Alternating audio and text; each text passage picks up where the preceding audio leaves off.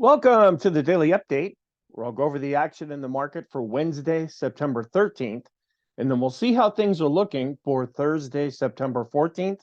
I wish I could say that the CPI came out and the market's decided what it wants to do, and we're either going up or we're going down, and there's a strong trend. Well, nope, can't say any of that today.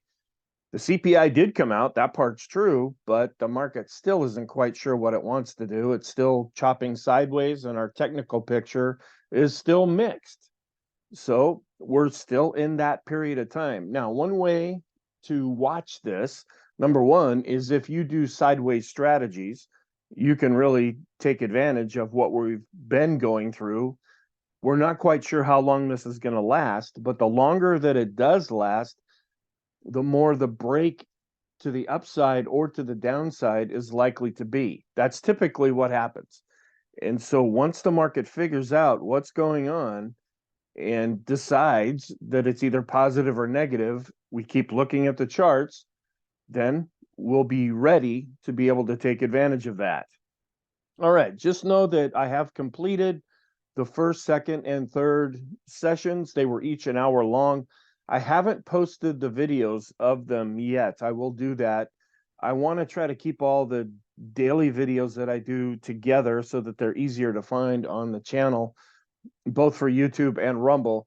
And I want to keep the three course classes kind of together. Now, I do create a playlist for this on YouTube, so you can easily find them. But when you're navigating through all these different videos, they can get out of line with each other, even though I try to put links inside of the videos themselves. But anyway, I will be posting them on YouTube and Rumble.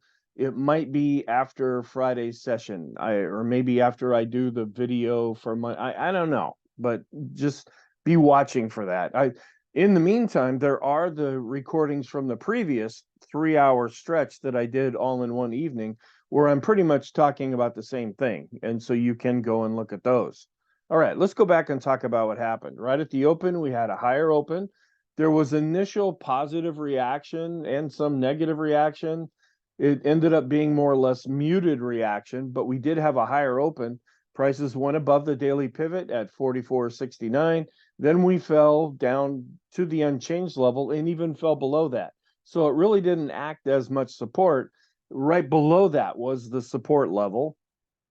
Then we climbed back above the unchanged level, and we got back above the daily pivot, but we didn't quite get up to R1 at 44.80. So we never got that high.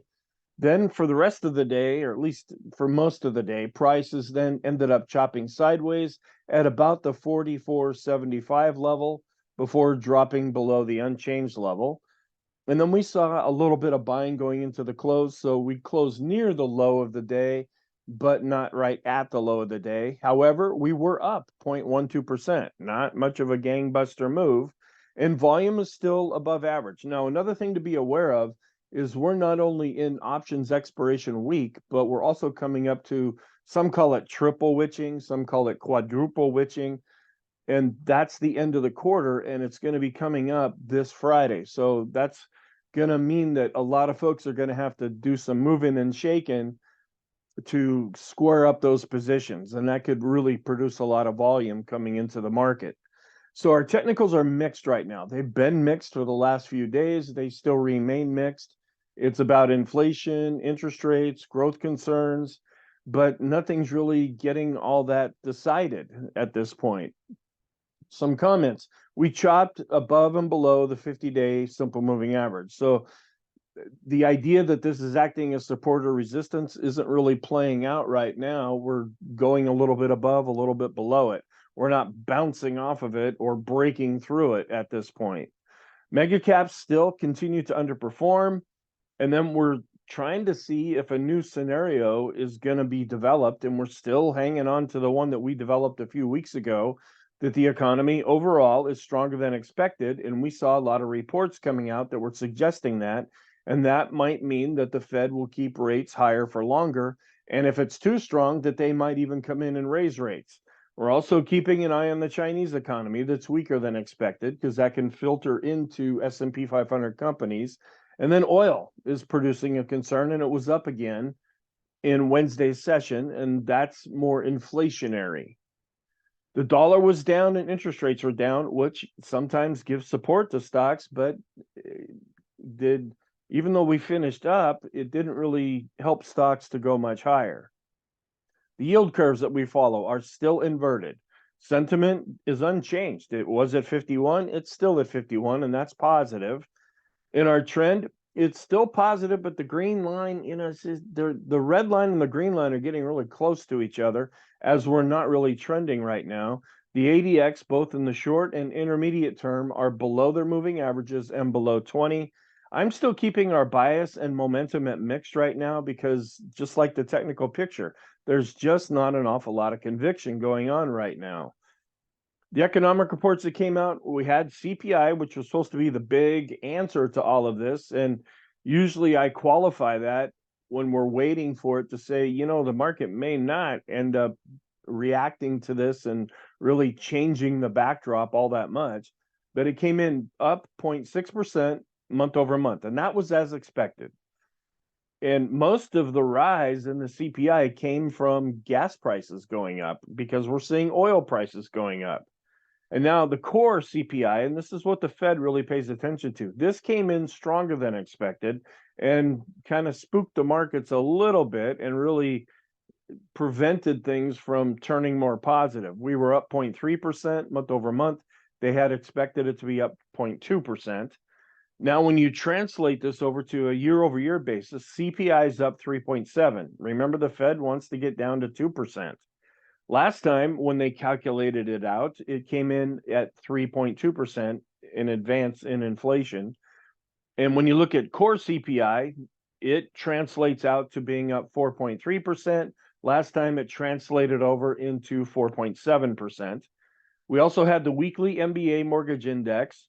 It came in down 0.8% last week. It was down 2.9%. Refinancing was down 5.4%, and purchasing was actually up 1.3%. We had the Treasury budget, which, believe it or not, there was a surplus of $89.2 billion.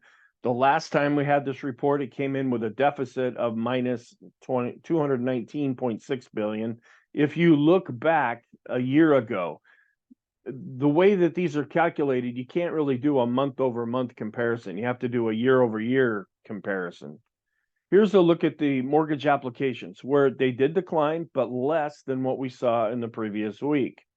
And then looking at the CPI, the blue line is the total, and that's the headline number where it is ticking up after we had been declining. And that's a bit of a concern. We're looking at the core CPI, that is still continuing to decline, but it's still above this 2% level that the Fed wants to get to.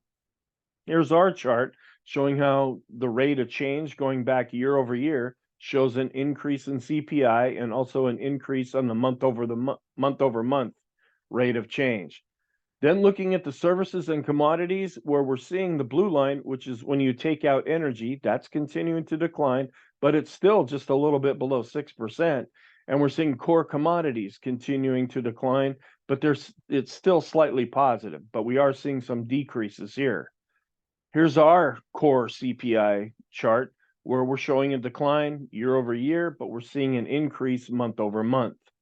And then looking at the federal receipts, when we actually had a bit of a surplus coming in, where the receipts, it's showing here that we're going down, but in the headline number, it actually came in as a bit of an increase. And the outlays, what they're spending, is actually continuing to decrease as well. And then looking at the federal budget, where it's ticking back up, this is the trailing 12 months. We're seeing more increase in spending. And then this is the chart that I've been pointing out that Chris Schiavocco from Schiavocco Capital brought up in his video last weekend.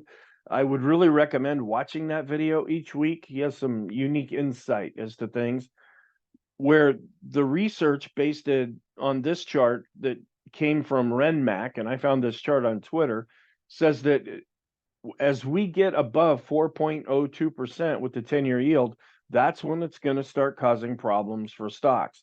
Well, currently we're at 4.25%. So we're in that realm right now. Here's the intraday chart where we did have a more positive open, but we chopped around quite a bit. There just wasn't a lot of conviction. We came down and went below the unchanged level, never hit S1. We got back above the unchanged level, above the daily pivot, never came up to R1, chopped along this 44.75 level before trailing off, going back down below the daily pivot, turning negative, and then seeing a little bit of buying going into the close. Looking at growth versus value, this showed a bit of an improvement here where growth did outperform value in Wednesday's session. And then the growth to value ratio on a closing basis did tick up slightly. We've been going sideways quite a bit in the short to intermediate term, but longer term, we still continue to be in an uptrend. And then keeping an eye on the VIX, where it has a real historical tendency to go up, which would be negative for stocks. Then looking at the VIX, where we ticked down a little bit with the line chart and the bar chart, and we're still coming in with quite low numbers, at least when you look at the static numbers. The VIX of the VIX is pretty much going sideways to slightly decreasing with the volatility of the VIX. And then this is still a concern. We're watching this 5-period simple moving average of the equity put call ratio. It's continuing to go up. Now, that's the negative sign, and that's putting some pressure on stocks. But at some point, if we do hit a high point here, top out and start to come down, quite often that will mark a bottom in the market. And you can see other times looking at the chart when we had really high or really low readings and then what the market did after that. And we're above this 0.8 area, which is kind of an extreme positive reading. So we have to take it for what it is, because it could still go higher than this, but at the same time, at some point, if it tops out, that could be positive for the market.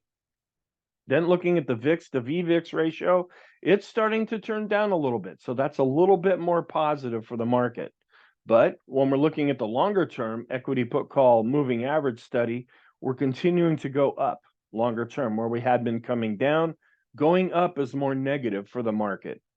Looking at the advanced decline line, based on price, we were down just a little bit, as well as with volume, even though we had an up day. That's the negative side, but we're still above the moving averages. That's positive. The 5-period moving average of our highs, new highs minus the new lows, we're starting to roll over here. We're not really seeing much of an expansion of either new highs or new lows currently, but because we're not really moving all that much, the moving average has a slight, doesn't have a slight, it has a tendency to roll over, where we're pretty much flat and starting to decline slightly with the 10-period moving average.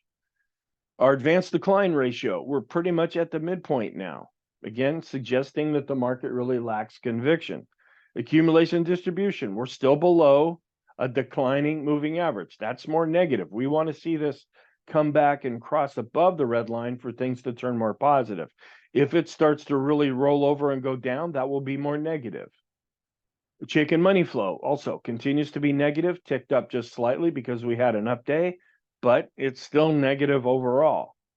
And then keeping an eye on the NYSE cumulative advanced decline line, we're coming to the point now where we might break below this upward sloping trend line. If we break below that, then we might come down and test this previous low. And then on the bottom, the other NYSE advanced decline line, we're still hanging in there fairly well compared to this upward sloping trend line. The ratio between risk on and risk off continues to show more weakness. That's negative for stocks. And looking at our trend, the ADX continues to decline. It's still below its moving average. The green line's still on top, but it's declining. But now we have the red line declining as well. So we're kind of coiling up in this sideways trend in the intermediate term. And we're also seeing that in the short term, the ADX is really dropping to a very low level below the moving average. The green line is still just barely on top. So we would have a slight bias or default to the positive side for both the short and intermediate term. Looking at the daily chart, we're just dancing above and below the 50-period moving average. We're also chopping above and below this pivot level. And we can see on the bottom where volume is starting to pick up a little bit as we're getting closer to the quadruple witching.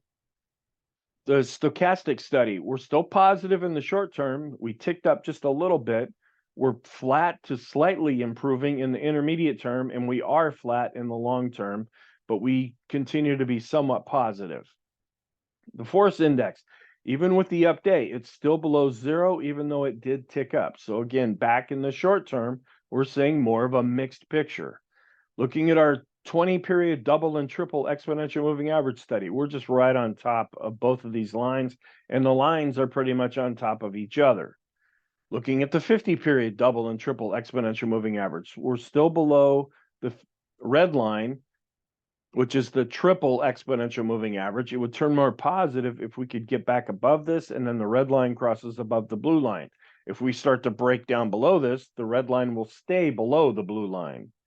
The go, no-go system is still more of a neutral negative with a brown bar, and we're right back at the midpoint with our highest high, lowest low values. The TTM squeeze, though, it's still suggesting that things are more positive now. The balance of power, right back down to the dashed line. That means that we're in a mixed environment with not much conviction. The BPI, this is a little bit more negative. We did decline on an up day, but we're just barely starting to come down to 50 now. If we drop below 50, that will turn this indicator more negative. The McClellan oscillator for the S&P continues to be below zero and declining. That's negative. So when we look at the summation index, we're still continuing to decline based on price, but now we're starting to turn up based on volume. Again, another mixed picture. The broader range NYSE McClellan oscillator below zero and declining. We're declining based on price and volume with the NYSE summation index. Keeping an eye on the Elders impulse system. We had been negative. We switched back over to neutral. And the mass index, we're still wondering what kind of a signal might have been generated here, whether it's positive or negative. The market can't seem to figure that out yet, so we just kind of have to wait longer to see what will eventually develop. The price momentum oscillator, we're pretty much chopping sideways with the indicator starting to roll over based on price, still positive, but rolling over based on volume. The PMO study, declining just a little bit with the PMOs that are rising.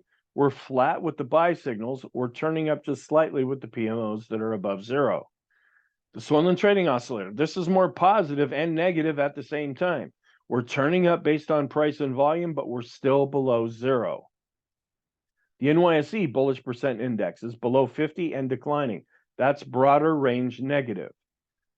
The NASDAQ 100 BPI is also declining, but still above 50, so that's more mixed.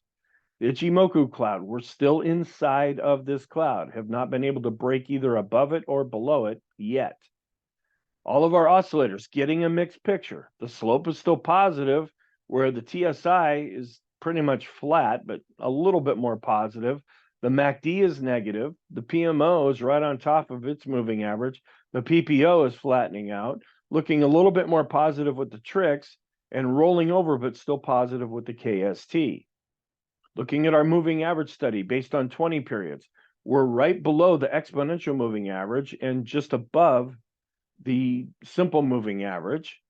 And when we look at the 50-period moving average study, we're below the simple moving average, but still above the exponential moving average. Our moving average tree shows we're just kind of going sideways in this conglomeration of moving averages. The Bollinger Bands, just a little bit above the midpoint. And the standard deviations, we're just, again, a little bit above the midpoint here. And we're seeing the purple bands themselves really starting to flatten out.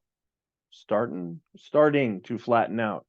Looking at our open, high, low, close study, where we're coming back inside of these lines again. We're not breaking out above. We're not necessarily breaking out below.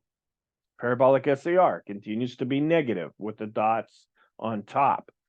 The Chaikin oscillator, a little bit below the midpoint and declining. That's more negative. The money flow starting to drop below 50 after it had been positive. That's turning more negative. The RSI, we're right on the 50 point with the 14 period, and we're just a little bit above 50 with the 9 period. So again, really a mixed picture.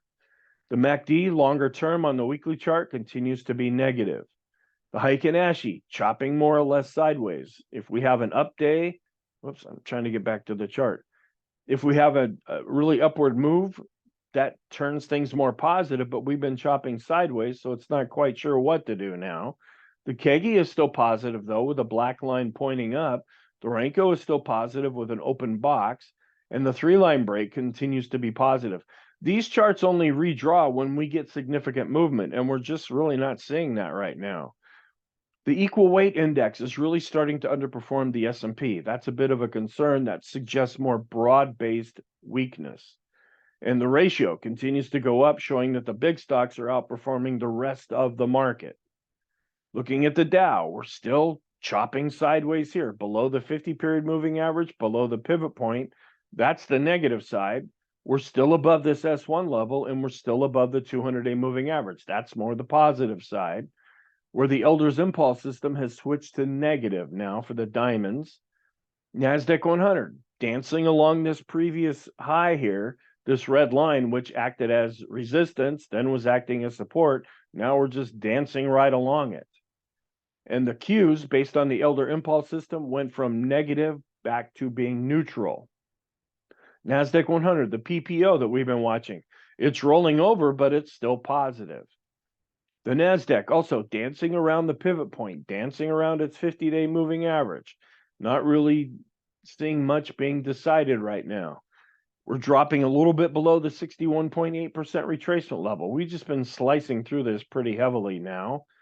But the FANG index continues to be positive. Those are bigger stocks. We're still above the 50-day moving average, and we're still in a longer-term uptrend.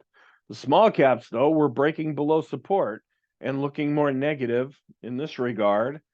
And then looking at the Russell 2000 small cap index, we're declining with the RSI. We came down to the 200-day moving average. Will this provide some kind of support here? It did recently, before we saw that nice little run up in the latter part of August. Part of the support that we found was in the small caps. Is that going to happen this time? But when you look at a momentum basis, we're declining with the MACD. The Elder Impulse system for the small caps continues to be negative, and the small caps are still underperforming the S&P 500. The mid caps coming down and possibly testing its 200-day moving average. We're still a little bit above this S1 level and a little bit above that moving average. Will this provide some kind of support, or are we going to fall down through that? The mid caps still continue to be negative for the Elder's Impulse system. Keeping an eye on Dow theory, we were down slightly with the Dow, showing some weakness with the transports, which is negative, and we're seeing a little bit of an improvement with the utilities, which also could be negative for the S&P. The transports continue to underperform the S&P 500, and the transports are also underperforming the Dow. Keeping an eye on interest rates, it saw a pretty wide range as it was reacting to CPI. We ended up being down with the 10-year yield. Based on Tom Bowley's research, we're still in the middle part of the month where we tend to see more positive action, but please be aware, his research suggests that as we get into the latter part of September, that's when we see some weakness. So what's our outlook for Thursday? We're still dealing with some earnings reports, even though they're kind of trickling in now. The technicals are back to mixed, and we're not trending. We will get the weekly jobless claims, and we'll get the PPI. These are two pretty influential reports that'll be coming out, as well as business inventories, not a real influential report.